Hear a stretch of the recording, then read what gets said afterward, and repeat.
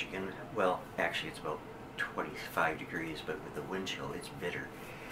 And I decided today would be a good day to show you some artifacts that I collected on warmer days. Now the pieces I'm going to show you today are all from a place here in Saginaw, about a mile and a half maybe from my house. I walked there quite often, and I always check you probably heard me talk of this before too, I always check at the base of the old trees along the river, the Saginaw River, and the groundhog, the dirt that the groundhog just thrown out of their dens, and they burrow in under the trees, and they kick out some really interesting things. Now, the preponderance of what I'm going to show you today are shell artifacts, and I'm going to show you just a couple stone pieces, but I think you'll find them very interesting. How the Native Americans of this area in ancient times used clam shells. I mean, clam was abundant. It was a food that was easily accessible, and judging by the number of clam shells that I find, they must have. I mean, it had to be one of the primary food products in their diet, and so it's not hard to see why they would use these also, the shells, as tools or pendants and other things, because they didn't waste anything. Really, they were a very frugal people, and they respected nature, and they made use of everything that they were able to obtain from the forests and from the waterways. The first piece I want to show you here is a large stone, which I know I'm going to hear this from somebody, that's just a stone. Well, you know, it is a stone, but I found this piece. It's a fairly large piece, coming out of inside of the groundhog hole, and the sharp edge was sticking out of the dirt, and so I pulled it out. It took quite a while to pull it out, actually. And it is a chopper, a handheld chopper.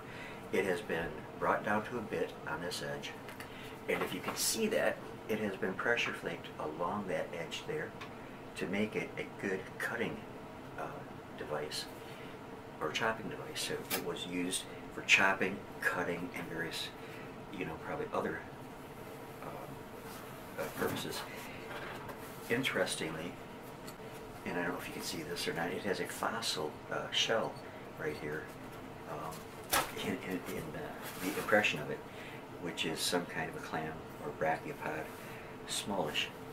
But this is an imposing piece, an impressive piece, because this would have done some real damage if somebody wanted to use it as a weapon. I don't think that's what it was used for, though. I believe it was used in the preparation and processing of foodstuffs for the village. Another piece that is, and this I call this a slightly modified stone, because there's not been a lot of modification to it except along the edge. Whether they purposely took pieces off to bring it down to that edge, I cannot say for sure. I believe they did, but there is no doubt that that edge was sharpened by pressure flaking. And then here's an ovate piece.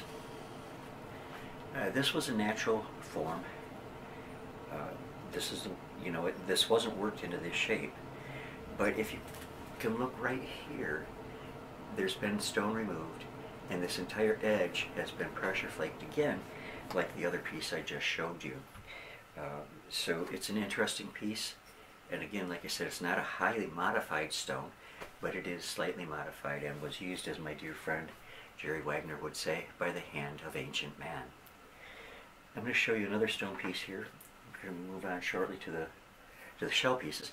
This piece is very smooth, and I hate it when people say, oh look, it fits the thumb or the hand perfectly, it has to be an artifact. That's not always the case. There's a lot of stones out there that naturally fit your hand that were not ever picked up by ancient man to use. This is highly polished. It has and it is extremely smooth, but this part is rounded, and I get the feeling that it was used as a rocker pestle, or possibly in tanning hides. They use smoothing stones like that. sometimes. The thing about a lot of this material is, and I think it's this way in all of archaeology, it is purely speculation. It is any given piece could fit a number of different scenarios. So it's really hard to tell. Nobody can say, I don't think anything in archaeology with 100% certainty when it comes to ancient man. But this is true. Archaeology is pretty much speculation. There are very few, certainties about it. Now, let's move on to the shells. I find a lot of shell over there, which is broken like this. And it was obvious to me that something was used to hit this clam shell to break it open, to obtain the, the food that was inside. And I found this little rock, and it has been modified slightly. It's been archipect along here. But I found this amongst a lot of these broken clamshells, and it seems to fit pretty well into this, that it was used to hit and break a clamshell open, is what I believe this one's purpose was. And then this shell, was discarded. Fascinating stone piece. And here's another example of that. I find a lot that are broken, almost squared like that. And then I found this chert piece. And it's been modified in that it was used as a core, I believe, to take pieces off to make arrowheads and different things out of. But this core was used also, you'll notice it's almost like a hammer type edge here, or like a hammer type edge. Well, again, it fits perfectly in this broken shell, and I believe it was used to break into this particular clam, as well as many others that I found, to get to the meat inside. Now, here let's look at some other shell pieces. Again, with the shells, you can speculate a lot of different things as you look at them, but I believe my speculation is right. But this piece, slightly modified, and actually, other than some chipping along the edge that might have qualified this as being a handheld knife device, I don't see much else purpose for it. And same with this one. This edge has been pressure flaked slightly, which would indicate to me it was used for cutting. This one was not shaped at all. I don't see any pressure flaking on it. Excuse me. But I believe that it could have been used as a spoon or a scoop, to, like we would use a spoon for. And again, on those, it's pretty much speculation, but don't fall, please. Now here's one that again was broken open with a stone to get the meat out of, but it also has a hole in it that was purposely placed using a stone drill or a pick. What its purpose, why there would be a notch there, the only reason I can see is that they had intended it to become a pendant or gorget type piece to be hung around the neck. They wouldn't have cared how symmetrical or pretty the piece was necessarily. So even in its awkward shape there, it could have been used as a pendant. I mean, it's obviously that hole is not of natural origin, and that was placed there purposely. Now, I'm gonna be showing you quite a few pieces that were used, I'm sure, as pendants or items of personal adornment. Excuse me. And this is one. It had been notched here, as you can see, and I believe it was worked into that shape. It's almost an arrowhead type shape. And if it wasn't for how thick it was here on the end where the two shells hinged together, I would say that they were trying to work it into an arrowhead. However, this would be prohibitive as far as placing it onto an arrow shaft. But boy, that's what it looks like. It's been pressure flaked on both sides here. But I'm gonna say that had to be a pendant. And here's another shell. Shows slight modification. There's a hole that was punched into it here, right here, but it's not in the best of shape, so it's hard to say what its purpose was. This one, to me, is quite clearly a pendant. It's been notched here, and it would have been easy to attach a piece of rawhide or whatever plant fiber around it to suspend it around the neck. Let's move over though to this card. These are really excellent ones. This one, if you can see, has a notch in it. The notch is broken through, but this was notched and again would have been worn as a pendant. Same with this one. There was a big notch right here.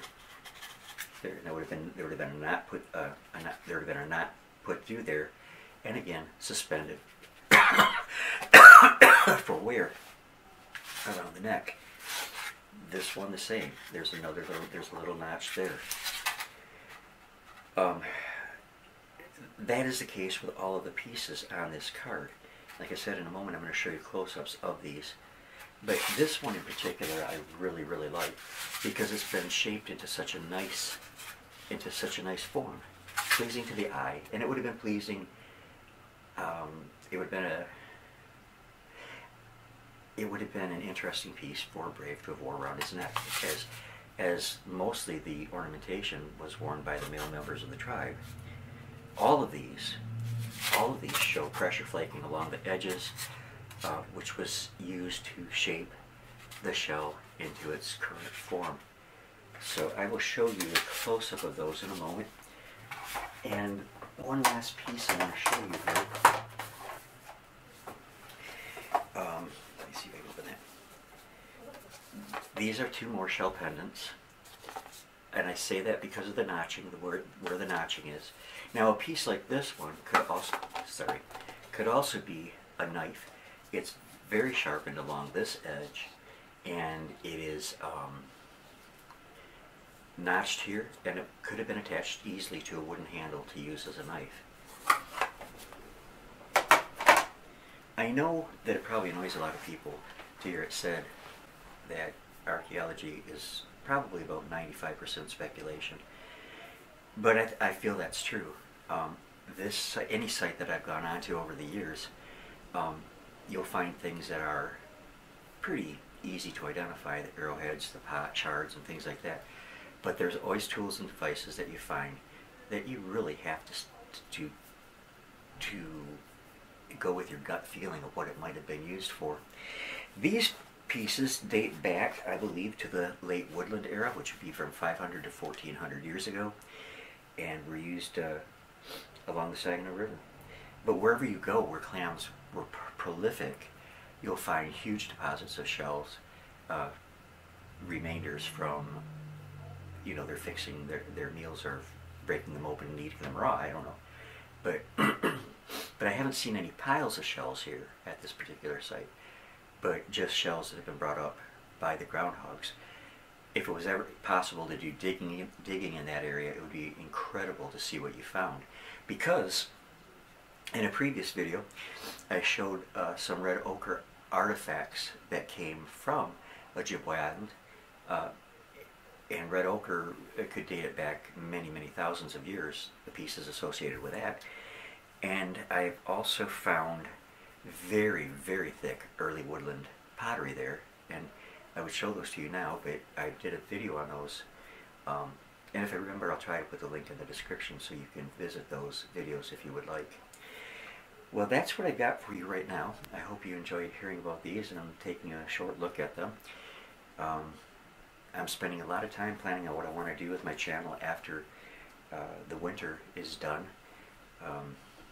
There's a lot of things I want to try that I hope that you'll enjoy joining me on. So that's what I got for you right now. I love you all much. Stay warm, stay safe, stay healthy, and stay happy. You all are so very important to me, and I love you, each and every one of you, so very, very much. I will see you again, God willing, real soon. Later.